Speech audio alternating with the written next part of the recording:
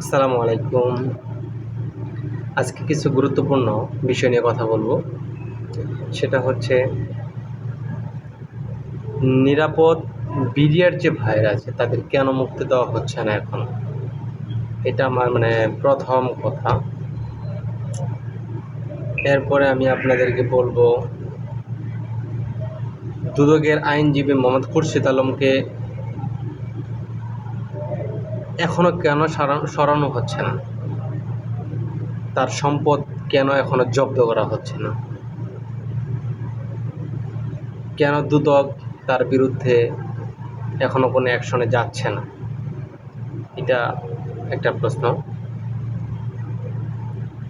আর আওয়ামী লীগের আমলে যতগুলা নিয়োগ হয়েছে দুদকের যে বড় কর্মকর্তা যারা আছে তাদের বিরুদ্ধে কেন দুদক কোনো অ্যাকশনে যাচ্ছে না, বা বর্তমান যারা উপদেষ্টাতে আছেন তারা কেন তাদের এখনো কোনো পদক্ষেপ নিচ্ছেন না?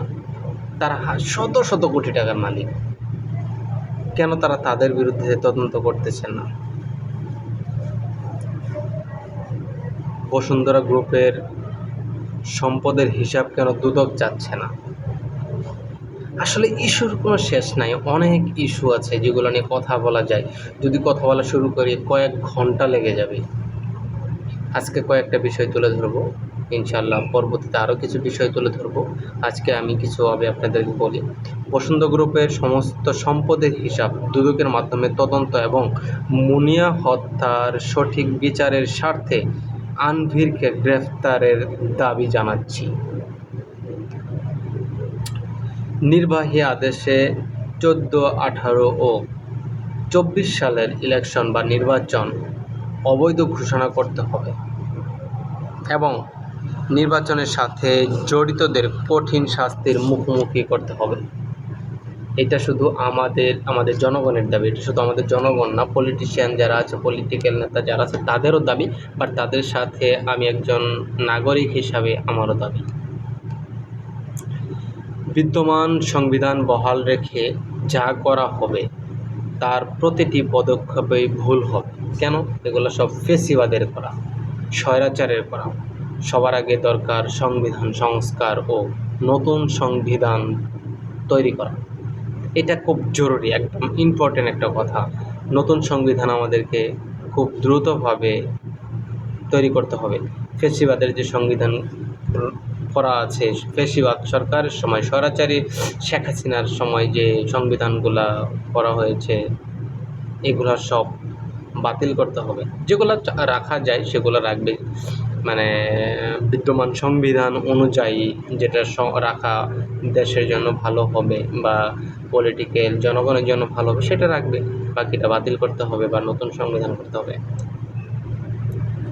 আরেকটা কথা, 1/11 সময় দায়িত্বপ্রাপ্ত কাউকে অন্তর্বর্তীকালীন সরকারের কোথাও দায়িত্ব দেওয়া হবে না। এটা দেওয়া ঠিকও হবে না। কারণ যদি এটি দায়িত্ব দেয় তাহলে মানুষের মধ্যে একটা চিন্তা ঘুরপাক খাবে যে আবার কি আমরা 1/11 দেখতে পাবো? তো এরকম কোনো কিছু হতে দেওয়া হবে না। তো আমরা বর্তমান সরকার, অন্তর্বর্তীকালীন সরকারকে অনুরোধ জানাবো, আপনারা এই বিষয়গুলো নিয়ে কাজ করবেন, এই বিষয়গুলোর দিকে খেয়াল রাখবেন। আপনাদের প্রতি আমাদের আস্থা আছে, বিশ্বাস আছে। বিশেষ করে ডক্টর ইউনূস সাহেবের প্রতি আমাদের বিশ্বাস আছে। তিনি আমাদেরকে সুন্দর, সমৃদ্ধ, শক্তিশালী একটি বাংলাদেশ আমাদেরকে দিবে। আমরা মনে করি আমাদের আধুনিক বাংলাদেশের স্বপ্নদ্রষ্টা হিসাবে তিনি আমাদের কাছে, আমাদের জনগণের কাছে, বাংলাদেশের 17 কোটি মানুষের কাছে উনি প্রতিষ্ঠিত হয়ে থাকবেন। মানুষ তার দিকে তাকিয়ে আছে, প্রতিটা জনগণ আপনার দিকে তাকিয়ে আছে। আমাদের মাননীয়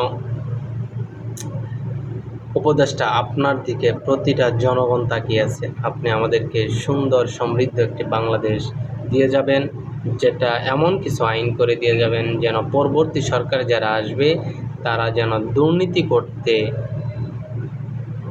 আমি বলবো 100 বার না, 1000 বার চিন্তা করে প্রত্যেকটা আমলা যেন 1000 বার চিন্তা করে যে আমি দুর্নীতি করলে আমার পরিণতি কি হতে পারে।